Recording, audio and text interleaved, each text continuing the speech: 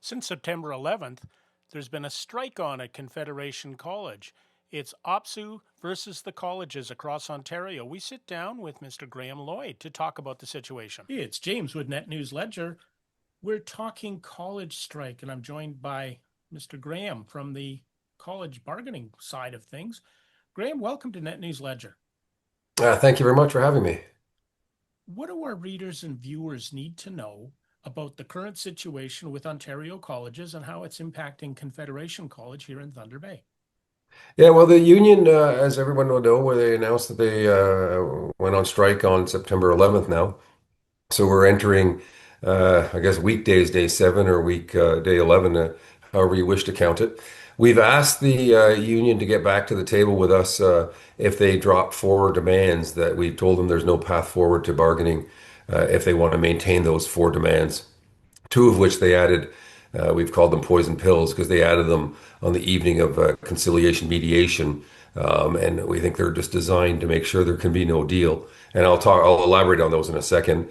And we've asked them if they can't drop them or refuse to drop them, let's go to mediation. There's really no reason whatsoever to be on strike and to disrupt any of the students' learning. We used mediation arbitration with the faculty the last 3 times, in fact, to success. They've celebrated that. In fact, JP Hornick is on the record of identifying mediation arbitration as a traditional way we resolve things when we're at an impasse at the bargaining table. So unfortunately, they've decided to refuse that, and I think they have other means or political interests that are interfering in trying to get a negotiated deal. James, I'll expand on the 4 items that are really non-starters for us, and we've been telling them they're non-starters since they introduced them, and I hope to explain why, and I hope your listeners and readers can appreciate it.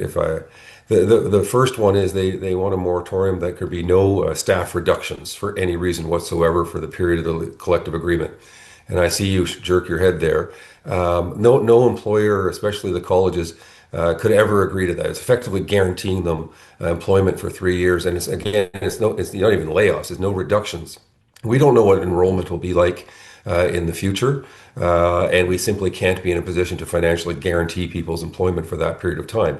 Let's be clear: colleges don't want to lay anybody off. But we also need to recognize that we're in unprecedented times where student enrollment is uncertain, and we have a reduction of upwards of 50% of our student base, and there's still going to be further reductions, we know, because the international students are no longer coming, and there's a tail of who's currently in their last cohort. So there's just no way we can ever make that type of guarantee. They call it job security, but it's just nobody can reasonably expect an employer to guarantee there can be no staff reductions for any reason whatsoever. So that's one, and they added that on the eve of the mediation, halfway through bargaining, and after in fact, their members did a vote. So we found that quite curious. The second one that they added was related exactly the same reasons. They added a provision they want to guarantee there could be no campus closures or mergers for any reason whatsoever. And again, let's be clear, colleges have no interest of wanting to close campuses, but there will be efficiencies at times. And some of these much smaller campuses, if there's no student base, then there's no viable economic means to keep some of these campuses open. And so there's just no way as a college we could ever agree to guarantee we could never merge or close based on a demand by the support staff. So those are 2 of the we've heard, people may have heard, we've called the poison pills. There's 2 others that they have on the table that we simply can't agree. It'll cripple the college's operations. One of which and it's important and it's nuanced and it's hard to explain in 10 words or less, but they want to guarantee that there could be no contracting out. Now, individuals' employment are protected. There's already a provision in the collective agreement that says support staff will not lose their employment or their role as a result of contracting out. That's in the collective agreement. They want to expand that so we can't contract out any services whatsoever. The simplest example I can come up with where this couldn't work is snow plowing.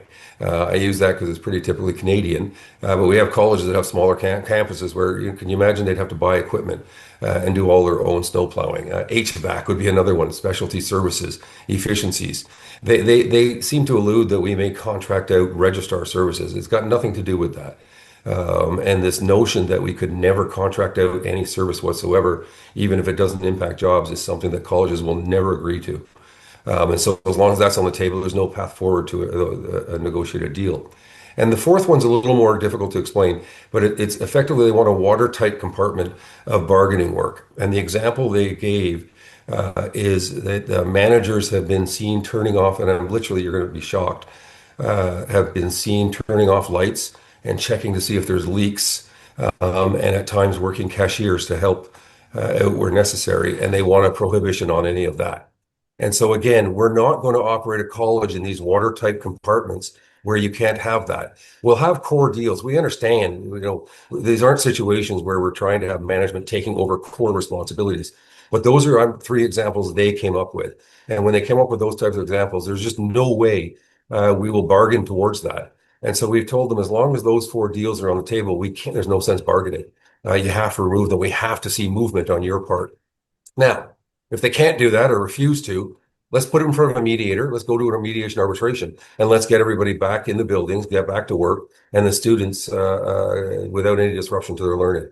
So that's the current state. And unfortunately, there's no movement whatsoever from their part. Um, so at the college right now, across Ontario, if there's no movement on these issues by the union, by the bargaining unit for the employees, how long a strike do you think this could be? We're uncertain. We're hoping that there'll be enough pressure from their members to recognize that these demands are simply untenable and it's unreasonable to expect colleges to accept them. And just get back to the table. So we're hoping that we're trying to get our message out. We're trying to explain it rationally. This isn't posturing and hyperbole. These are four things that just we will not bargain. There's still outstanding issues on the table. We've moved a lot. I mean, we've offered them more than $145 million in new wages and benefits. We've offered job security. We've offered 50% for those that are laid off, an enhancement of severance by 50%. We've offered recall rights enhancement, a 50% recall period of time to 18 months. So if someone is laid off, they have the right to be recalled for now up to 18 months. We're trying to provide security and comfort. But again, as long as we're at a loss as to why they think we could accept these demands. They're telling their members that it's job security and they need these protections and guarantees, but this is not the means on how to achieve those goals. Now, from a standpoint, one of the issues, and you mentioned it earlier, is the decline in international students. Um, do you think that the whole system has been disrupted? I remember when international students were coming in by the massive amount, and of course the tuition fees are higher, and colleges were getting and needing the funds. Now it's tight and going to stay tight. Do you see a way forward? A way forward with respect to the colleges? There is I mean, I have to say this. There's no doubt that there's been a massive reduction in students, and therefore you have to have a reduction in the services. But we can't lose that even if the colleges had plenty of money, I want to be clear, these are not demands we would ever agree to. These are not financial demands. You can't tie a college. There's 24 with all different campuses across the entire province in virtually every community. We cannot expect them to be in a position where they can guarantee there could be no reductions whatsoever. We cannot expect the colleges to guarantee that they can't close a campus. If there's no demand in Bancroft, then there's no demand in Bancroft and there's no demand in other parts of rural Ontario. Then how it's unreasonable to expect colleges to maintain these campuses. We don't want there to be we want there to be demand. We want these campuses full. But to guarantee that it could never happen is simply unreasonable, and it's not financially motivated. I think that kind of closes it up. Is there anything you'd like to close with and just share with our readers on the Yes, situation? there is actually.